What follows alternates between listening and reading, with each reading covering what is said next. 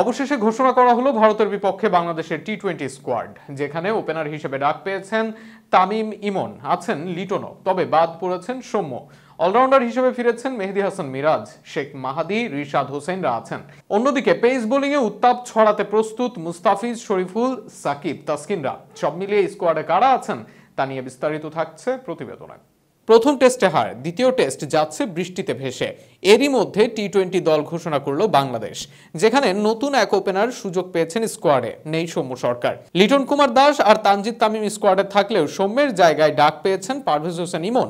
এদিকে অলরাউন্ডার হিসেবে প্রায় 14 মাস পরে টি-20 দলে ফিরেছেন মেহেদী হাসান মিরাজ। তার সঙ্গে স্পিন ডিপার্টমেন্টের অলরাউন্ডার শেখ মাহাদি, লেগ স্পিনার রিশাদ হোসেনও আছেন। নতুন করে ডাক পেয়েছেন অনূর্ধ্ব-19 বিশ্বকাপ জয়ী রাকিবুল হাসান। পেস ডিপার্টমেন্টে তানজিম হাসান সাকিব আছেন। বিশ্বকাপে আলো ছড়ানো এই তারকা প্রস্তুত আবারও রঙিন পোশাকে। সাকিব ছাড়াও তাসকিন আহমেদ আর শরীফুল ইসলাম আছেন স্কোয়াডে। এছাড়াও পেসারদের মধ্যে ভারতের মাটিতে সবচেয়ে কার্যকরী বোলার হতে পারেন cutter master Mustafizur Rahman. Opener ব্যতীত ব্যাটিংয়ে আছেন মাহমুদুল্লাহ রিয়াদ, ক্যাপ্টেন শান্ত, তাহিদ হৃদয়। এছাড়াও জাকের আলী অনিকও আছেন স্কোয়াডে। এই স্কোয়াড নিয়ে আগামী 6 তারিখ ভারতের বিপক্ষে প্রথম টি-20 ম্যাচের জন্য প্রস্তুতি সারবে বাংলাদেশ। আন্তর্জাতিক টি-20 ক্যারিয়ারকে বিদায় বলা সাকিবের পরিবর্তেই মূলত আবারও মিরাজ জায়গা পেয়েছেন দলে।